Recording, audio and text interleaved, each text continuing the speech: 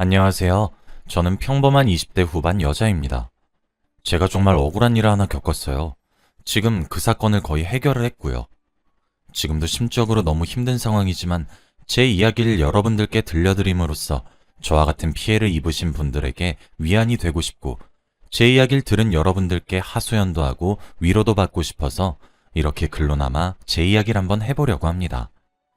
이렇게 글로 제 이야기를 써서 보내본 경우가 이번이 처음이라서 많이 부족할지 모르겠지만 너른 이해를 부탁드릴게요. 저는 아주 어렸을 때부터 늘 들어오던 말이 있어요. 그 말은 독하단 말이었어요. 저는 어렸을 때부터 항상 목표가 많이 뚜렷한 아이였습니다. 하고자 하는 일은 반드시 해내었고 또 목표를 이루기 위해 많이 노력을 하는 그런 아이였어요. 공부하는 것에 대한 욕심이 조금 많은 아이였다고나 할까요? 저는 정말 앞만 보고 달려왔다고 해도 과언이 아닐 정도로 누구보다 열심히 살았다고 자부합니다. 그 결과 제가 하고자 했던 분야에서 나름 성공을 했고 좋은 기업에서 일을 하고 있어요.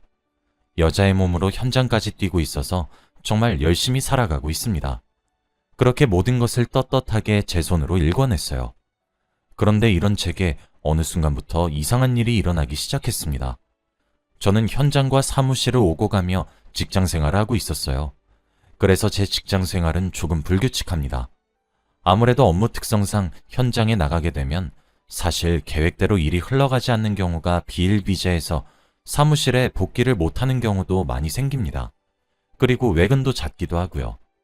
사무실에서 처리해야 할 일이 아예 없는 것도 아니기 때문에 불규칙적으로 사무실에 출근을 하게 되는데 그럴 때마다 제 책상에 참 별의별 물건들이 생기기 시작했어요. 처음에는 손거울이나 빗같이 생활용품이나 초콜릿이나 사탕같이 사소한 것들이었습니다. 먹거리나 일상생활에 쓰이는 소박한 물건들이 그것이었죠. 그리고 항상 작은 쪽지가 함께 놓여져 있었습니다. 연주씨, 오늘도 힘내세요. 항상 응원하고 있어요. 연주씨, 오늘 하루도 활기차게. 파이팅! 이런 응원의 글이나 안부 인사 같은 거였습니다. 처음엔 회사 내에서 제게 호감을 가지고 계신 분이 있구나 하며 별 대수롭지 않게 넘어갔습니다. 왜냐하면 저는 결혼까지 생각하고 있는 남자친구가 있었거든요.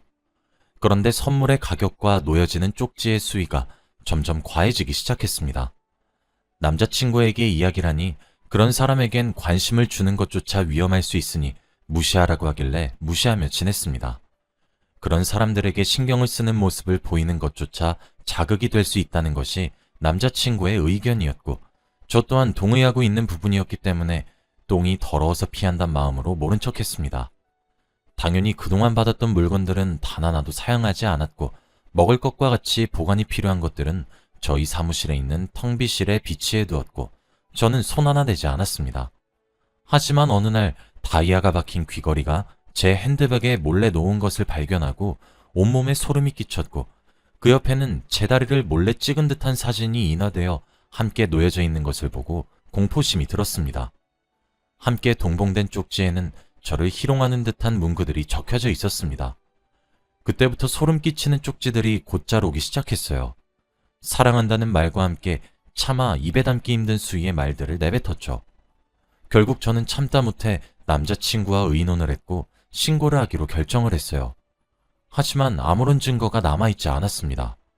차라리 제게 번호를 바꿔서 문자를 보내거나 그런 식으로 흔적이 조금이라도 남는 연락을 했다면 IP를 추적했을 수도 있고 어떻게든 연락의 출처를 알아냈을 것인데 전부 손편지로 보내왔고 사진 같은 것도 직접 인화를 해서 보내왔기 때문에 증거가 없었습니다.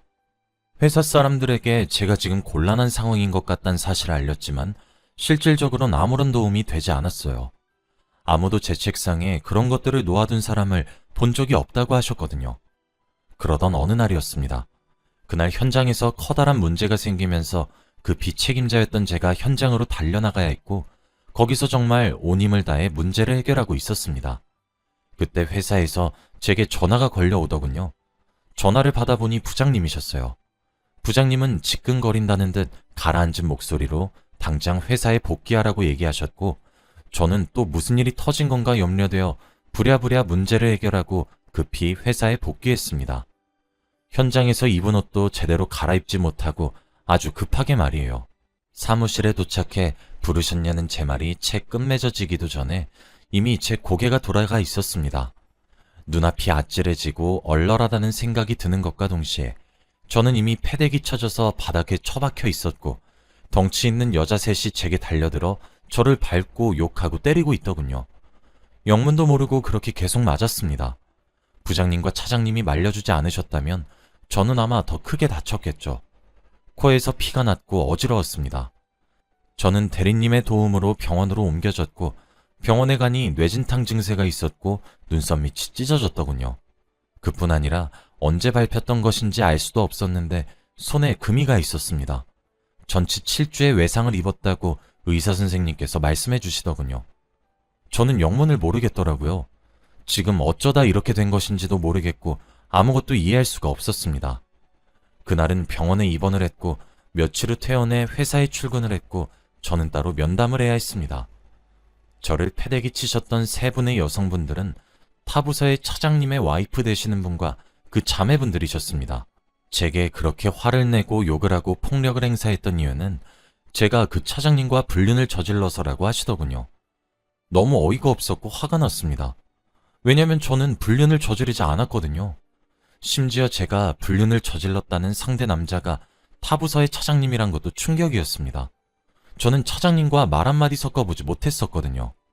저희 부서 부장님과 차장님과 진행된 면담에서 저는 이미 불륜을 일으킨 행실이 나쁜 여직원이 되어 있었고 제가 아무리 아니라고 말씀드려도 믿질 않는 눈치셨습니다. 제가 병원에서 치료를 받는 동안 이미 회사 내에 소문이 쫙 퍼져 있었고 저는 불륜녀가 되어 있었습니다. 그리고 그 사이 인트라넷에 익명의 글들이 쏟아지게 나오면서 허위 사실들이 유포되고 있었고 저와 타부서의 차장님이 함께 손을 잡고 모텔에 나오고 있다는 목격담들도 쏟아지고 있더군요. 그때 제 심정은 말로 표현할 수가 없었습니다. 저는 제가 일하는 분야를 사랑했고 그래서 성공하고 싶어서 20살에 대학 입학을 한 이후 단 한 번도 제대로 쉬어본 적이 없어요. 공부에 최선을 다했고 조금의 휴식기 없이 회사에 입사를 했었습니다. 남들보다 욕심이 조금 더 많은 편이고 일에 대한 애착도 강한 편이라 야근과 특근을 가리지 않고 미친 듯이 일에 매달렸고 지방에 출장을 가거나 현장을 방문하거나 모두가 꺼리는 귀찮은 것들을 제가 다 끌어안으며 더 많은 것을 보고자 했고 배우고자 했었습니다. 사랑과 애정을 가득 담았고 애사심을 잔뜩 가지고 일하는 것에 제 몸을 갈아 넣었는데 그런데 그렇게 열심히 살아온 대가가 고작 이런 오해라는 것이 너무 용서할 수가 없었습니다. 그리고 그런 저를 타부서의 차장님이 찾아오셨더군요. 제가 차장님을 보고 화가 더욱 났던 것은 첫째로 차장님께서 우리 관계가 불륜이라고 회사에서 본인 입으로 떠벌려서 기정사실화가 되었다는 점과 둘째로는 제게 공포심을 심어주어 스토킹한 진범이었단 사실이었습니다. 차장님이 저를 찾아오셨을 때 저는 사과라거나 죄를 고백하거나 둘 중 하나 행동을 취하리라 믿었어요. 하지만 전혀 아니었어요. 아니, 사과는커녕 오히려 차장님께서는 제게 마음을 고백하기 시작했습니다. 처음 저희 팀에 업무상 상의할 일이 있었는데 그때 저를 보고 첫눈에 반하셨다고 했습니다. 자신이 꿈에서만 그리고 있었던 이상형과 똑같이 생겼다고 하면서 말이에요. 자신이 짓궂게 쪽지를 써서 넣어놓고 아무렇지 않은 척 구경을 하면 깜짝 놀라는 제 모습이 너무 귀여웠고 남자친구가 있는 것도 알고 자신이 아내와 아이가 있는 유부남이지만 이루지 못할 사랑이란 것을 너무 잘 알지만 그래도 사랑이 죄냐고 마음을 어떻게 주체하겠느냐고 이왕 이렇게 일이 커진 거 함께 야반도주를 하자고 하더군요. 저는 정신 이상자를 본 적이 없는데 차장님이 그것과 다를 바가 없더군요. 저는 모든 대화 내용을 녹취하고 있었고 차장님께 단호하게 거부 의사를 밝혔습니다. 너무 괴롭고 힘들고 대체 내게 왜 이러는지 모르겠다고 하지 말아주길 바란다고 똑부러지게 말을 했고 더 나아가 제대로 된 해명과 공개적인 사과 또한 반드시 해주셔야 될 거라고 으르렁대기도 했죠. 회사에서는 퇴사를 권유하려 했지만 저는 응하지 않았습니다. 여자라는 이유로 피해자인 제가 숨어버리는 것은 용납할 수가 없더군요. 그리고 그러고 싶지도 않았습니다. 제가 왜 하지 않은 짓을 근거 삼아 손가락질을 받아야 하는지 진심으로 알 수가 없었으니까요. 하지만 아무리 기다려도 사과가 없었고 결국 기다릴 만큼 기다렸다고 판단한 저는 법적으로 대응을 하기 시작했습니다. 저를 폭행한 세 여자분도 폭행죄로 고소를 했고, 인트라넷에 사실이 아닌 내용을 쓰신 모든 직원들을 명예훼손죄로 고소를 했습니다. 뿐만 아니라 녹취 파일을 근거로 차장님 또한 스토킹으로 고소를 진행했고요. 그래도 아내 되시는 분께서 제가 오해를 받았다는 사실을 아시자마자 절 찾아와서 진심으로 사과해 주셨고, 추후 병원비와 상담 진행, 그리고 합의금까지 제시해 주셨습니다. 자신의 남편이 불륜을 저질렀단 말에도 마음이 무너졌을 텐데, 그게 혼자만의 짝사랑에 범죄를 저질렀다는 진실은 어쩌면 아내 되시는 분의 마음을 얼마나 지옥으로 만들었을지 가늠조차 되지 않아서 저 또한 원만하게 합의하길 원했습니다. 물론 아내분의 자매들까지 말입니다. 그 과정에서 아내 되시는 분께서는 극심한 스트레스로 유산을 하셨다는 이야기도 알게 되었고, 곧 이혼을 할 거란 사실도 알게 되었습니다. 아내분께서는 너무 미안해서 이거라도 주고 싶었다며 제게 작은 상자를 하나 꺼냈더군요. 그 상자에는 제가 이제껏 받은 소소한 선물들부터 비싼 고가의 선물들을 산 영수증들이었습니다. 아마 제게 선물을 하고 그 미친놈은 기념이랍시고 예쁜 상자에 하나씩 차곡차곡 넣어놨나 보더군요. 아내분께서도 그 상자를 발견하게 되면서 불륜이라고 오해를 했다고 하셨어요. 눈물을 뚝뚝 흘리시며 말씀하시는데 참 그 마음이 어떠실지 짐작조차 되지 않더군요. 다행히 제가 보관만 하고 있었던 선물들의 품목들과 전부 일치해서 제게 유리한 증거로 작용되었어요. 당연히 명예훼손 소송에서도 승소했고, 저는 합의고 나발이고 처벌의 의사가 무척 강력했기에 저에 관해 헛소리를 말한 사람들 모두 꽤 큰 금액의 벌금을 내야만 했습니다. 확실히 제가 법적으로 대응을 엄하게 하기 시작하니 회사 측에서도 더 이상 이상한 헛소리가 나돌지 않더군요. 저는 모든 법적 공방 내역을 인트라넷에 글을 쓰면서 공론화시켰고, 만일 이 시간 이후로 또 다른 헛소리로 제 명예가 훼손된다면 2차 법적 공방까지 불사하겠다고 암시했죠. 그쯤 했더니 회사 측에서도 제 결백을 조금 믿어주시기 시작하셨습니다. 결국 회사에서 저를 압박하다가 제가 굳건하게 버티기 시작하자 일의 원흉인 타 부서의 차장님을 그제서야 압박하기 시작했고 잦은 퇴사를 하셨습니다. 아마 꽤 큰 위자료를 물어내야겠죠. 이제 본인이 지은 죄들과 사실이 전부 낱낱이 까발려졌는데도 오히려 잘된 거라고 생각을 하는 건지 뭔지 이젠 쪽지가 아니라 개인 휴대폰 번호로 제게 문자를 보내며 집착하기 시작했습니다. 이렇게 된 김에 함께 도망가자. 나는 너만 있으면 이딴 회사 위자료 하나도 안 무섭다. 너만 날 사랑해주면 된다. 우리 사랑하는 사이였잖아. 도를 넘어서는 발언들에 정말 정신상태가 궁금해질 지경이었습니다. 제가 진짜 더 짜증이 나는 건 저와 20살 가까이 나이 차이가 난다는 점입니다. 대체 무슨 자신감으로 그런 착각을 저렇게 당당하게 하고 계신 건지 참 알 수가 없더라고요.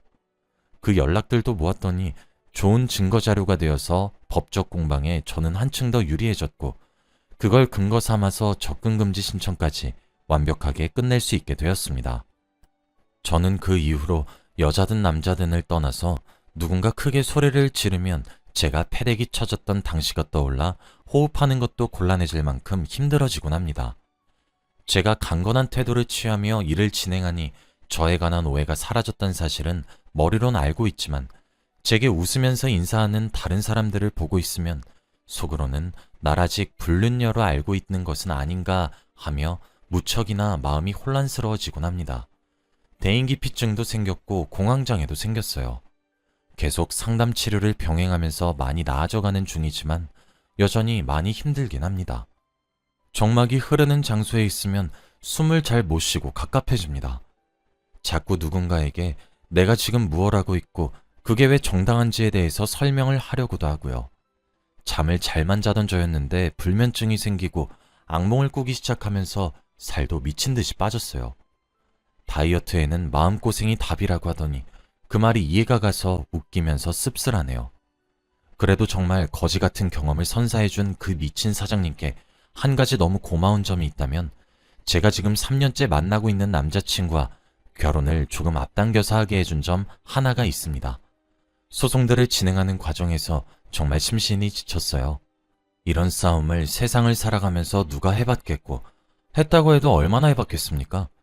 전부 다 하나같이 낯설었고 자꾸 입증해야 하는 상황들이 너무 힘들었고 무서웠습니다. 그런 제 남자친구가 그런 저를 보고 결혼하자고 하더군요.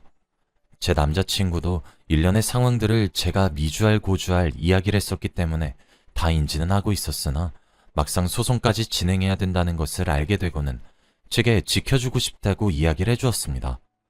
혼자서 내버려 두고 싶지 않다고 자기가 함께 싸워주겠다고 하면서요. 정말 고마웠고 저 또한 그런 남자친구의 마음을 기쁘게 허락했습니다. 차라리 몸이 2개여도 모자랄 정도로 바쁘게 살면 좀 나아질까 싶어서 지금은 바쁘게 살고 있어요. 마무리해야 할 소송들도 몇 개 남아있는 것도 있지만 확실히 결혼 준비를 하게 되니까 정말 눈코 뜰 새 없이 바쁘게 살게 되더군요.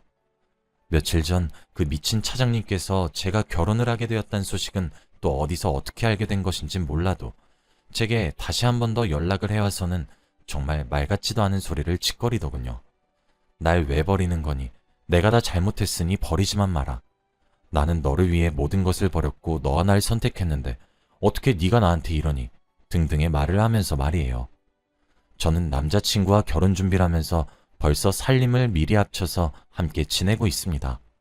하루는 제게 저런 절절한 메시지를 보내고도 마음이 넘치셨던 것인지 저희 집에 찾아오셨더군요.